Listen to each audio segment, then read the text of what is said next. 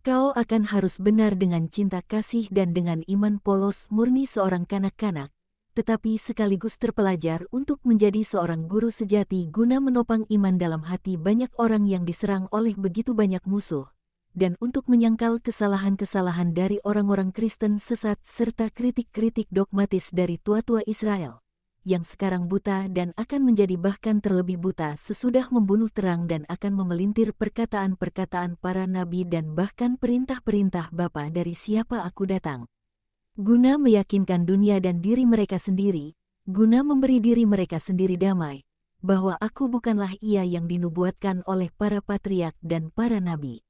Mereka sebaliknya akan menyatakan bahwa aku adalah seorang manusia malang, seorang gila, seorang pemimpi, menurut mereka yang lebih baik, seorang bid'ah yang kerasukan menurut mereka yang lebih parah dari tua-tua Israel. Jadi, aku mohon padamu, untuk menjadi diriku yang lain. Tidak, bukan mustahil, itu mungkin. Kau akan harus mencamkan dalam benakmu Yesusmu, tindakan-tindakannya, sabda-sabdanya, perbuatan-perbuatannya. Kau akan harus melebur dalam diriku, seolah kau ada dalam cetakan tanah liat yang dipergunakan oleh mereka yang meleburkan logam guna membentuknya. Aku akan selalu hadir, begitu hadir dan hidup bersamamu, yang setia kepadaku, bahwa kamu akan bisa mempersatukan dirimu kepadaku dan membentuk aku yang lain, hanya jika kamu menghendakinya. Tetapi kau, yang selalu bersamaku sejak awal masa muda kita dan yang sudah menerima makanan kebijaksanaan dari tangan-tangan Maria, bahkan sebelum kau menerimanya dari tangan-tanganku, kau yang adalah keponakan dari orang yang paling benar yang dimiliki Israel, kau harus menjadi seorang Kristus yang sempurna. Aku tidak bisa, Tuhan. Berikanlah tugas itu kepada saudaraku. Berikanlah kepada Yohanes, kepada Simon Petrus, kepada Simon yang lain. Tetapi jangan kepadaku, Tuhanku. Mengapa kepadaku? Apakah yang sudah aku lakukan hingga layak untuk itu?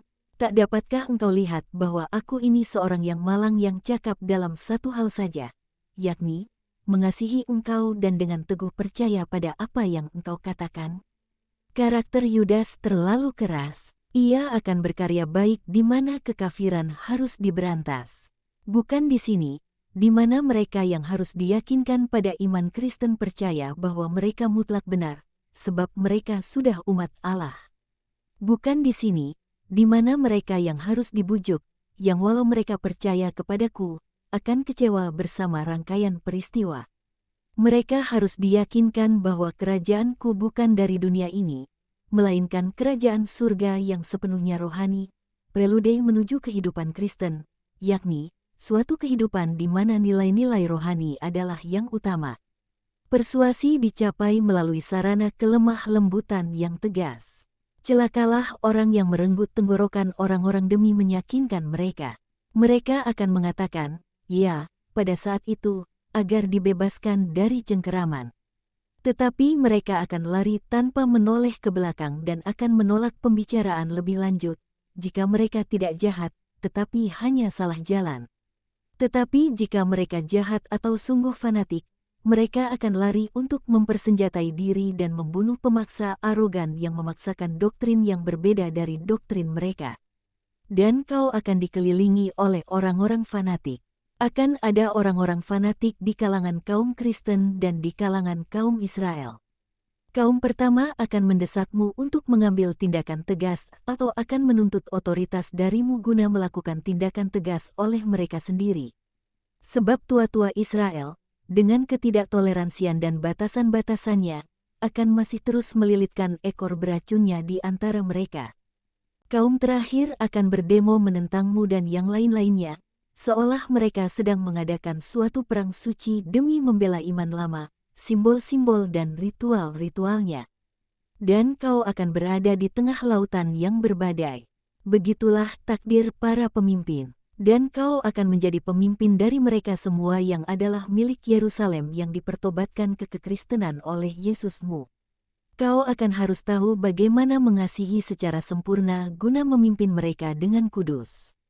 Kau akan harus membiarkan hatimu terpapar senjata dan kutukan orang-orang Yahudi, dan tidak memberikan perlawanan dengan senjata dan kutukan lainnya. Jangan pernah merasa bebas untuk mengikuti kaum Farisi dalam menghakimi orang-orang bukan Yahudi sebagai najis. Aku telah datang untuk mereka juga, sebab perendahan diri Allah dalam mengenakan daging yang tunduk pada maut akan menjadi tidak proporsional apabila dilakukan hanya untuk Israel semata. Sebab, meski benar bahwa kasih-Ku akan membuatku berinkarnasi dengan sukacita demi keselamatan satu jiwa saja, keadilan, yang adalah juga suatu kesempurnaan ilahi, menuntut bahwa ketakterhinggaan direndahkan untuk suatu ketakterhinggaan, untuk umat manusia.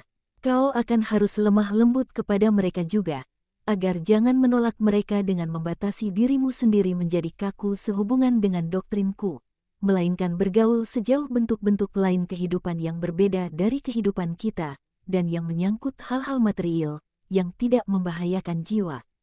Tetapi kau akan harus bertengkar sengit dengan saudara-saudaramu karena itu, sebab Israel terkungkung dalam praktek-praktek yang hanya lahiriah dan tidak berguna.